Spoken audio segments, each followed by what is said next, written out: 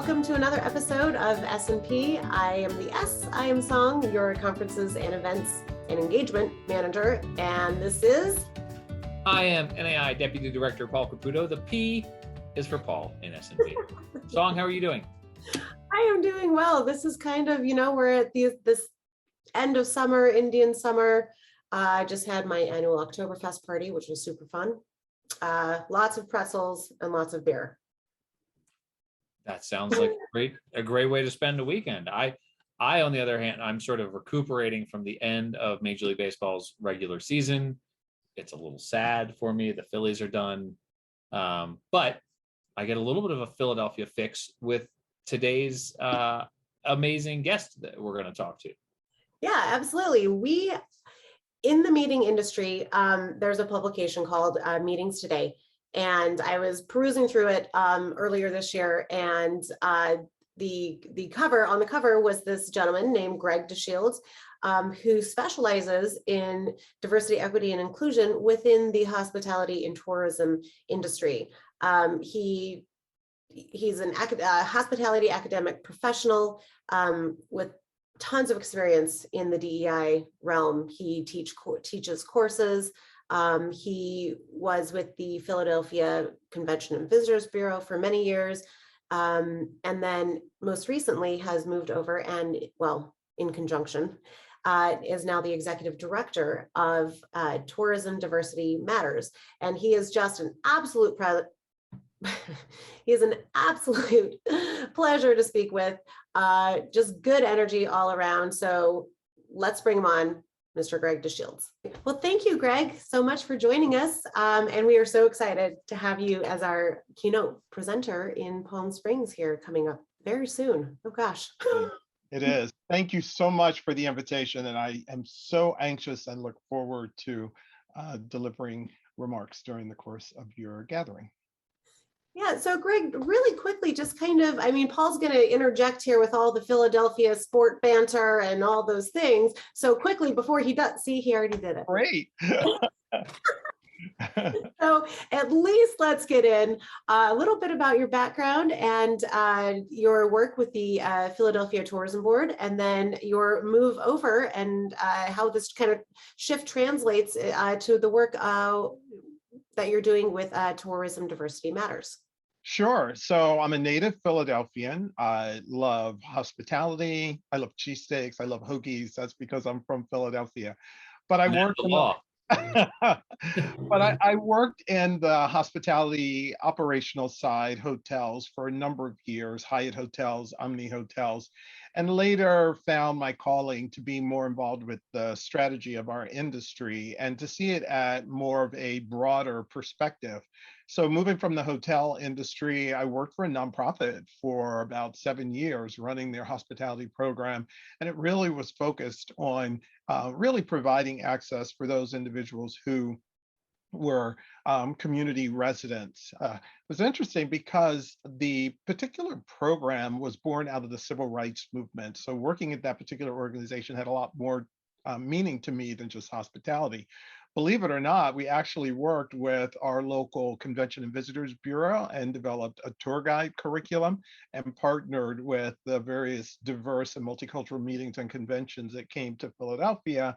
And we trained and educated individuals to be docents as well as interpreters for those groups when they came to Philadelphia. Later, I actually moved to the Philadelphia Convention and Visitors Bureau, leading their division focused on bringing diverse and multicultural meetings and conventions to Philadelphia. And I've been in that role now for a little over 7 years. And then as a result of the death of George Floyd, Tourism Diversity Matters was created. It's a national organization that focuses on issues of diversity, equity, and inclusion across our industry, providing as much insight and resource as possible for organizations to learn about the best practices, what are their blind spots, and how ultimately they can be more successful with their DEI strategy.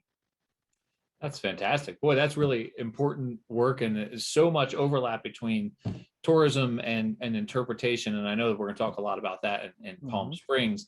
For the amount of time that you've been involved with tourism specifically, Would you say that the typical tourist motivation or interests have changed over the years? Are contemporary tourists different now than they were, say, 10 years ago? Absolutely. So there was a point in time where tourists traveled based upon what they were told. And over the years, travelers, tourists have become far more educated. I think their access to technology has allowed them to gather a lot of information to know what they want, but to go beyond knowing what they want. They know that what they want is something that means something to them. And that's really the space that we're in today, where authenticity is king. When I travel, I want to go to a place that really speaks to me, that tells me that this particular destination understands me or has a story that I'm really interested in. And I want to learn as much as I can from as many sources as I can possibly gather those. So that's where I think the big shift was. Like there was a point where travelers really didn't know. Then they figured out what they wanted, but they know now that they want it to really mean something to them. Yeah, absolutely. That's how I travel. Well, also we all know that I just eat and drink my way through various cities and villages and countries and states. But so Greg, in your opinion, why is tourism important to interpretation? Well, tourism is important to interpretation because tourism is the story. Tourism is just an experience. We really don't provide people with a tangible project or product when they go away on vacation. Of course, they can stay at a beautiful hotel. They could steal the towels or something like that. But the reality of it is that we only leave with a memory. So from a tourism perspective, interpretation is important because I didn't just hear the story, I understand the story. And it's a story that I'll tell over and over again. Through interpretation, I'm going to get that nugget of information that I'm going to want to share to just about everybody I know. Out of a 2-hour tour, it may just be the one thing, but I will tell that one thing over and over and over again. And I think that's why there's such an intricate connection because we want to remember our experiences. We want wherever we go to be able to have a connection to who I am. And then I can take it back and I can share it, whether it's with my grandkids, if I'm a contestant on Jeopardy, or if I'm just somebody who believes in, sharing insight about things that perhaps people did not know. So I think that's where the connection really exists. Yeah, absolutely. And I think that with this broader perspective now on, tourism and the more educated tourist, the hospitality industry really is lending itself very well to an increased number of interpreters. It's like you don't know you're an interpreter, but if you're a really good bartender, you're going to engage them. You're going to tell them the history of, the city that you're in or the block, right, in which your bar is situated. And you're going to maybe talk through the story of an old fashioned or something like that. And so I think that this is just an increase in the opportunities for interpretation to really start blending and moving forward with tourism. Song, I'm not sure that really applies here though, because in my memory, Philadelphia doesn't have any bars. I don't recall that there are any bars in Philadelphia. So I do have a very interesting way of putting into context what you just said. So about 4 years ago, I received an email from a woman who said that she was doing tours of the ghetto. Didn't quite get it, but felt, maybe we should have some conversation. So she didn't have a license, she didn't have certificates, she didn't have anything. And she was just from what she said, the hood, and wanted to tell people what it meant to be from the hood. Everything from where to walk, where not to walk, what to look at, what not to look at, all of those really interesting things. Now, this was 4 years ago. And we kind of lost connection with her because she was an established business. So she had no license. She couldn't become part of our Convention and Visitors Bureau.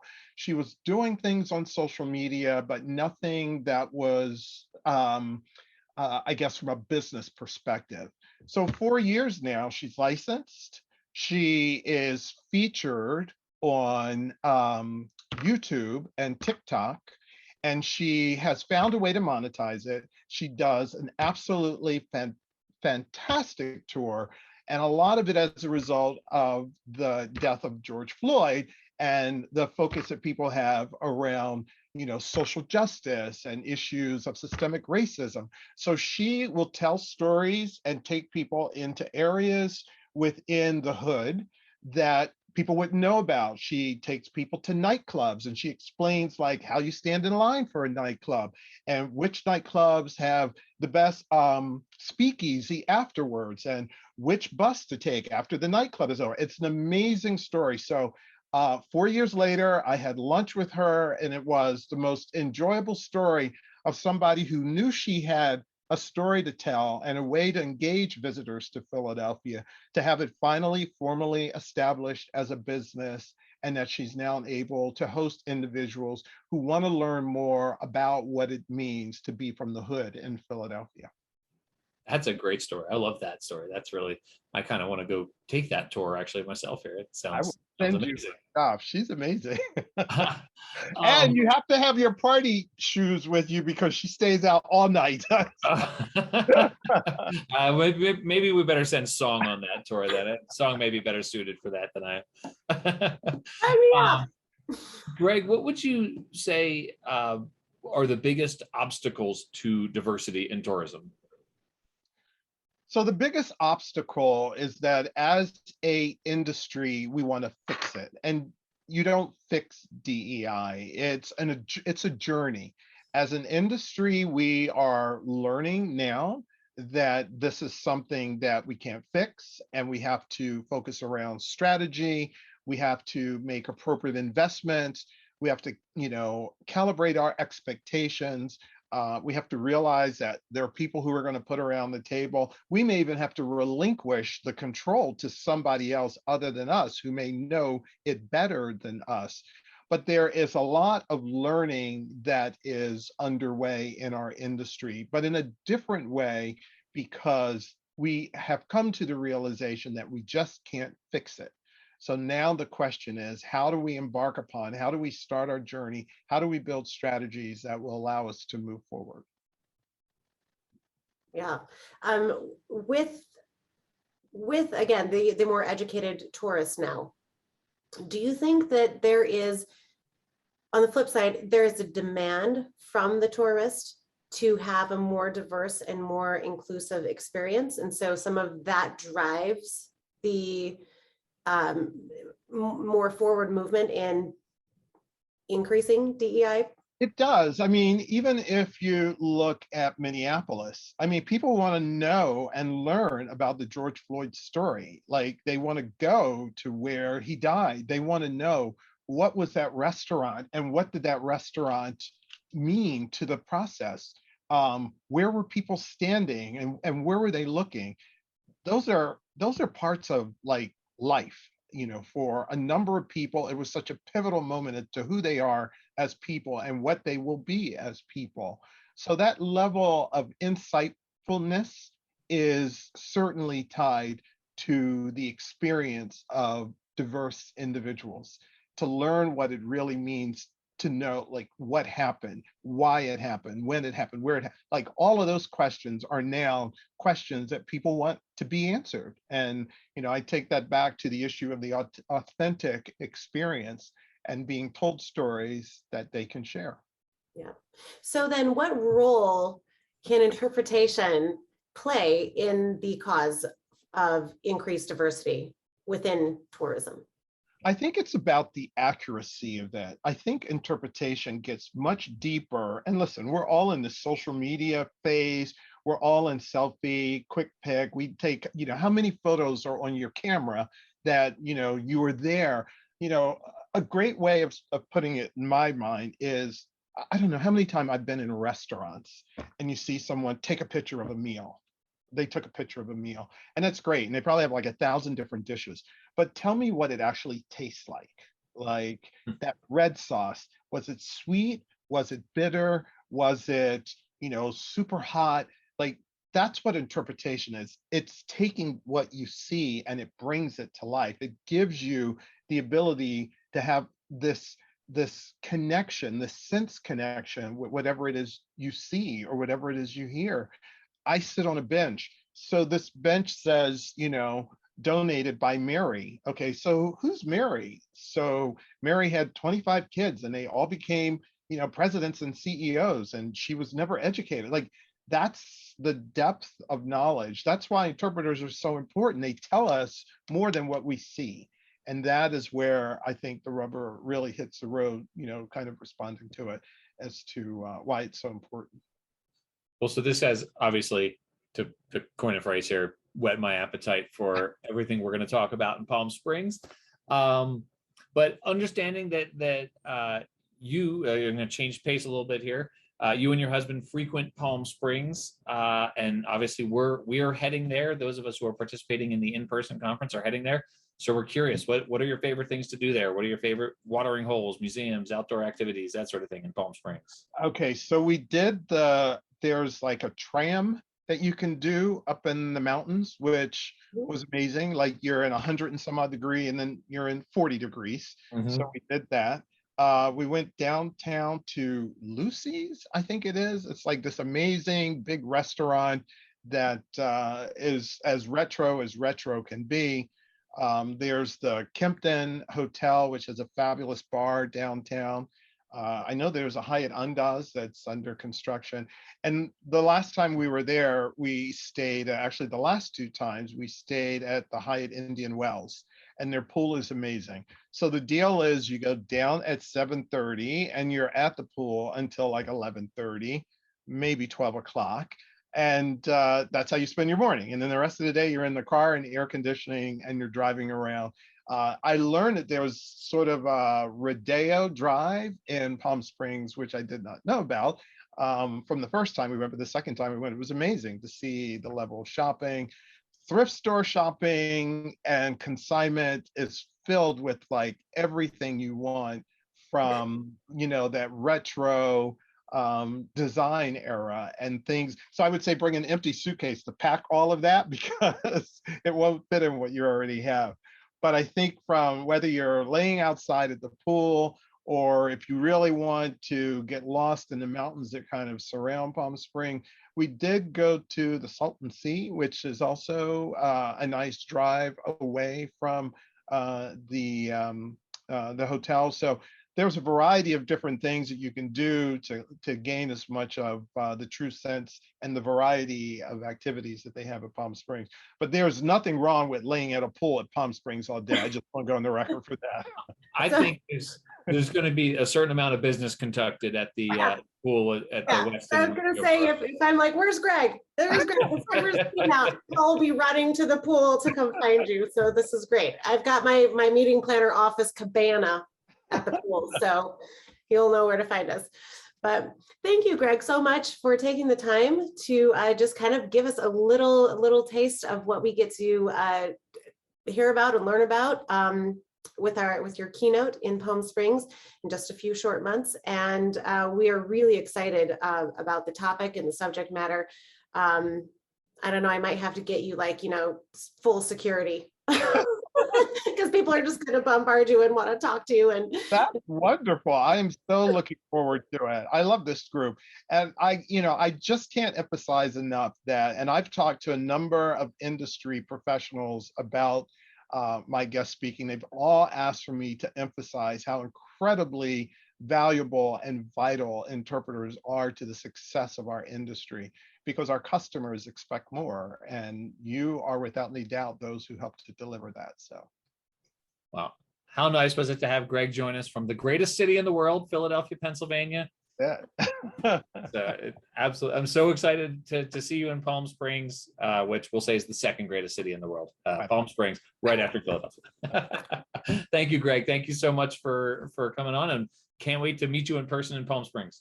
Absolutely, I'll see you there. Thank you, Greg. That was great. That was so much fun, and I'm so excited to have a Philadelphia connection. I may have mentioned this previously.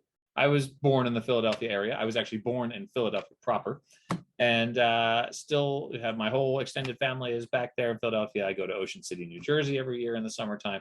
So Philadelphia is a big part of who I am. And you mentioned Song when we first came on, how you had your Oktoberfest party with your soft pretzels and your beer.